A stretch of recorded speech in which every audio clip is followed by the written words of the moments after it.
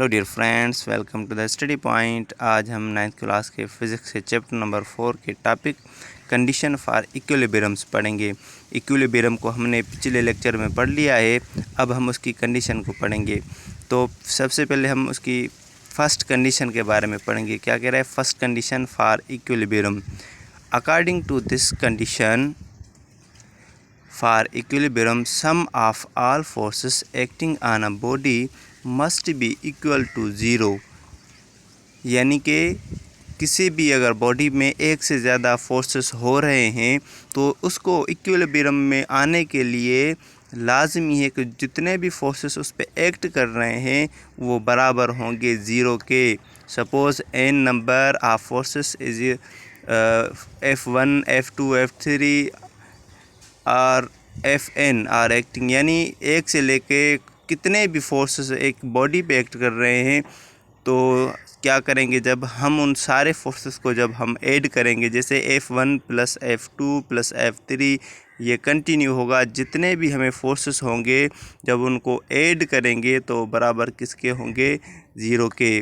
अब यहाँ पे जैसे हमने ये लिखा है और ये जो साइन है summation force is equal to zero, ये क्वेश्चन बने। यहाँ पे जो समेशन, ये जो निशानी है ये ग्रीक लेटर है सिग्मा, ये समेशन के लिए ऐड किया जाता है, यानी इसकी मीनिंग है ऑल फोर्सेस। ऑल इसकी मीनिंग है यानी all forces is equal to zero, ये किसमें, फर्स्ट कंडीशन में।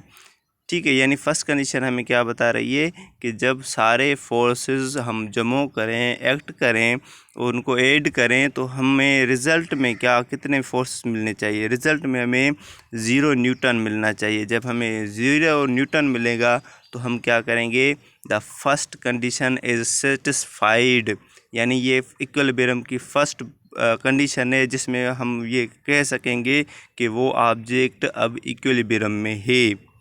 ठीक है, in terms of x and y components of forces acting on a body, first condition for the equilibrium can be expressed, यानी ये तो हमने वो पहले तो हमने फोर्सेस की बात की थी, अगर हम उसके एक्स और वाई कंपोनेंट्स की बात करेंगे तो हम क्या करेंगे, उसको किससे ज़ाहिर करेंगे, F1x, F2x, F3x, यानी सारे एक्सेस आपस में जमा करेंगे जिनकी रिज़ल्ट भी अभी अगर हमें ज़ीरो मिलती है, एंड Fy1, F2y, F3y, ये लेके जितने भी Fy होंगे उनको भी जब हम ऐड करेंगे तो भी हमें अगर रिज़ल्ट ज़ीरो मिलेगी तो हम क्या कहेंगे, all Fx is equal to zero and all Fy is equal to zero. ये दोनों जो हैं ये कंडीशन किसके लिए हैं, जब हम कंपोनेंट्स की बात करेंगे, फोर्स के कंपोनेंट्स की। उसके कुछ एग्जांपल हैं, a basket ball of Apple resting on the table.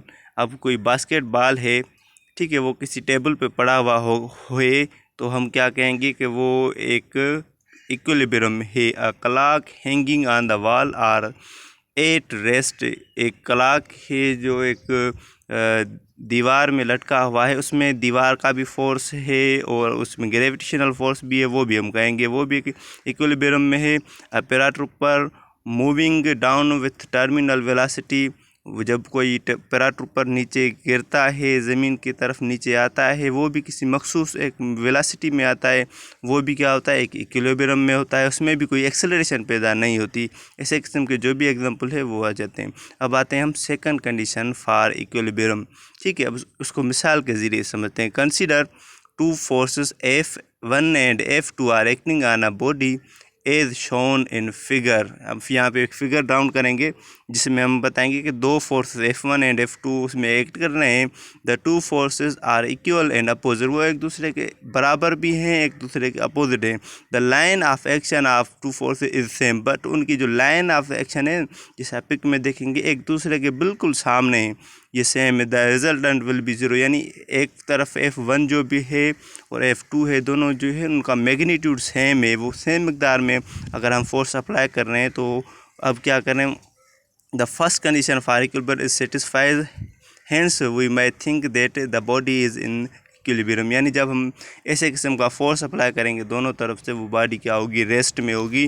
तो ये किस फर्स्ट कंडीशन को सेटिस्फाई करेगी।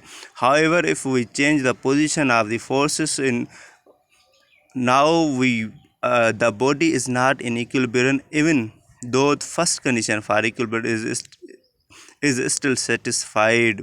यानी क्या करेंगे हम, जब इसी फोर्सेस हैं वही मकदार है उसी में, पर क्या करेंगे हम पोजीशन उनकी चेंज करेंगे। जैसे आप इस पिक में देखेंगे F1 की पोजीशन पहले क्या थी, अब दूसरी पिक में हमने क्या की है, अब F2 की पहले क्या थी, अब दूसरी पिक में हम क्या करिए। जब उसमें क्या है कि ये यहाँ पे फर्स्ट इसकी कंडीशन तो होती है पूरी कि हम एक ही मैग्नीट्यूड में, सेम मैग्नीट्यूड में हम फोर्स अप्लाई कर रहे हैं, लेकिन पोजीशन चेंज करने के बाद वो ऑब्जेक्ट हमारा, वो बॉडी इक्विलिब्रियम में नहीं रहती, लेकिन उसमें फर्स्ट जो कंडीशन है वो सेटिस्फाइड है।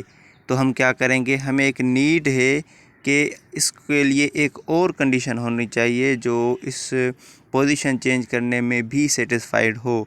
लिए एक अलग कंडीशन होगी जिसमें ये साबित होगा, ये सेटिस्फाइड होगा कि वो बॉडी इक्विलिब्रियम है, और उस कंडीशन को हम कहेंगे सेकंड कंडीशन फॉर इक्विलिब्रियम। और वो कंडीशन क्या है, sum of all clockwise and anti clockwise torque acting on a body is zero. यानी जब भी किसी भी बॉडी पे क्लॉकवाइज या एंटी क्लॉकवाइज जो टार्क पैदा होता है, यानी उसमें जो टर्निंग इफेक्ट टर्निंग पैदा होती है, वो हमेशा ज़ीरो के बराबर होगी। मैथमेटिकली हम उसको ऐसे लिखेंगे, ये समेशन नोटेशन ये किसको शो करती है, आल को, यानी all torque is equal to zero.